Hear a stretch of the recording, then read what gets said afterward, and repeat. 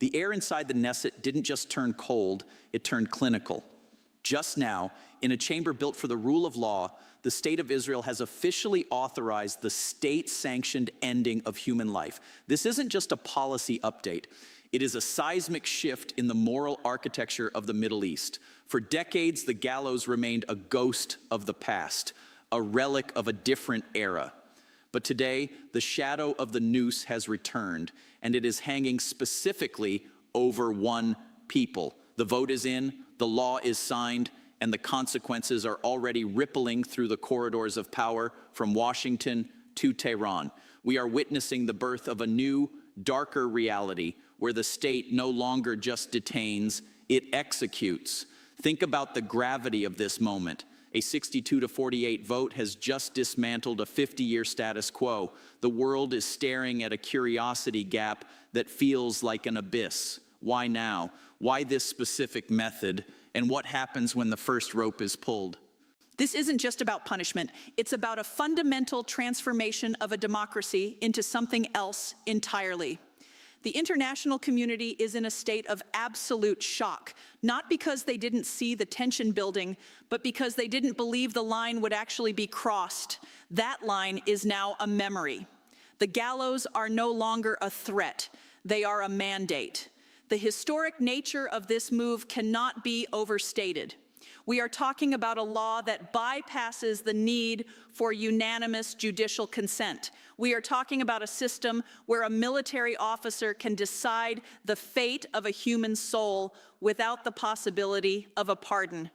The curiosity is turning into a cold, hard fear, suggesting the consequences is almost impossible because we have entered uncharted territory.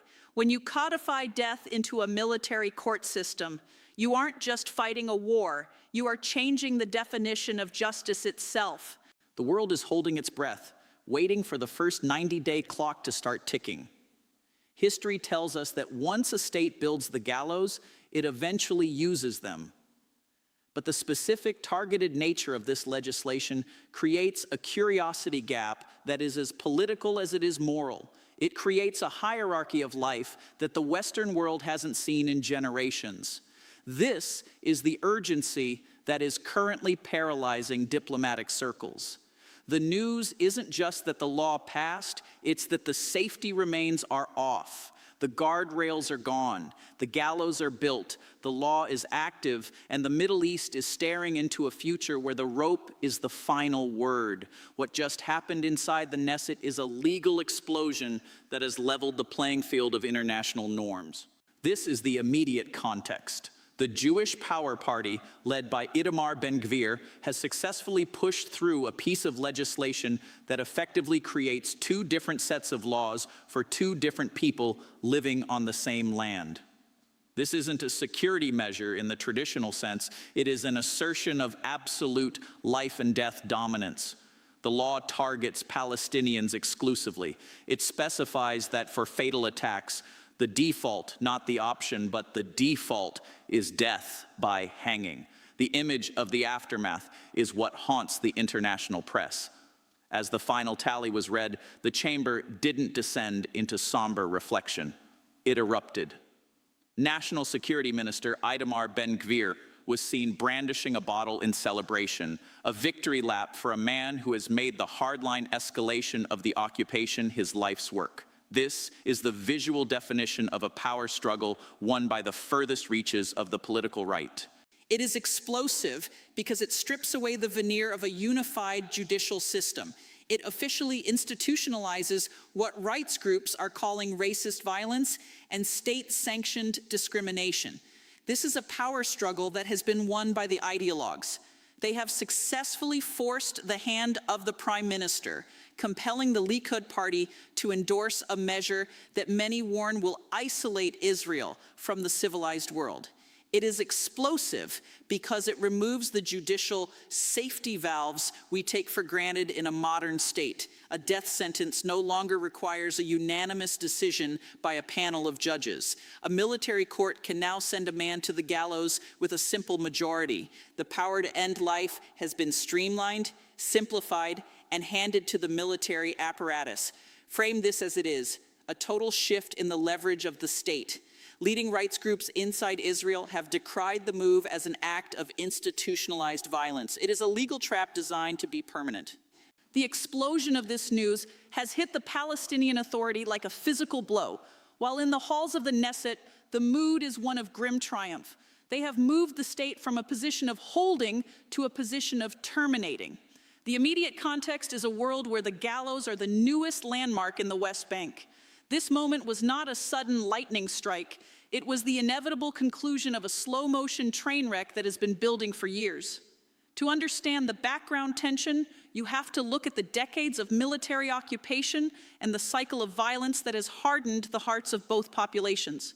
But the real escalation began months ago, as the far-right coalition members made the death penalty a non-negotiable condition for their political support. They weren't just asking for a law, they were asking for a weapon to finalize the struggle. The previous warnings were everywhere. European countries, human rights groups, and even the UN have spent years pleading with the Israeli leadership not to take this path. They warned that state executions would only create more martyrs and fuel a fire that can never be put out. But those warnings were treated as white noise. The escalation pattern followed a chilling logic. First, the expansion of settlements, then the weakening of the Supreme Court, and finally the legalization of hanging. It was a systematic dismantling of the liberal democratic framework. This tension has been building through weeks of intense debate and years of far-right campaigning. The Jewish Power Party engineered this victory by weaponizing the grief of a nation traumatized by conflict. They framed the death penalty not as a moral choice, but as the only logical response to a world that they claim only understands force. The escalation was steady. Every attack was met with a louder demand for the rope. The political history of this conflict is littered with red lines that have been crossed, but this one feels like a permanent scarring of the legal landscape. The buildup was also fueled by a shifting global climate. As the world's attention was fractured by multiple crises, the far right saw an opening to pass a law that would have been unthinkable a decade ago. This wasn't a sudden move. It was a siege on the traditional legal order. For months, the rhetoric has been normalizing the idea of state-sanctioned death until the unthinkable became the law of the land on a Monday afternoon in Jerusalem. The background tension has finally reached its breaking point, and the result is a scaffold. The turning point moment happened with a digital tally on a screen and a bottle in a hand. In that split second, the climax of this political drama was reached. The decision was made to allow hanging for Palestinians convicted of fatal attacks. The dramatic pacing of the vote was punctuated by the cheers of the right-wing ministers. This wasn't a somber moment of legislative necessity, it was a celebration of the ultimate power. As the results were finalized, the world watched the National Security Minister hoist a bottle, a symbol of a victory that many fear is the beginning of a civilizational retreat. Break down the mechanics of this climax. The law is designed to be efficient. It removes the requirement for a unanimous panel of judges. It gives military courts broad powers to issue death sentences without the traditional requests from prosecutors. This is the climax of the far right's dream, a streamlined military-led machine for state execution. The dramatic pacing of the session was a reflection of the power shift. The opposition was silenced, the rights groups were ignored, and the far right took center stage to reclaim what they call national dignity through the noose. The move was calculated to be irreversible. By making the death penalty a default in military courts, they have created a structural change that cannot be simply voted away. The climax of this years-long drive is a law that effectively distinguishes between different types of violence based on who committed them. This is the turning point where the Jewish and democratic state tilted heavily toward a different, more exclusionary identity. The climax wasn't just the passing of the bill, it was the jubilant atmosphere that followed, a celebration of the state's new role as an executioner. As the vote was finalized, the international community realized that the safety valves had failed.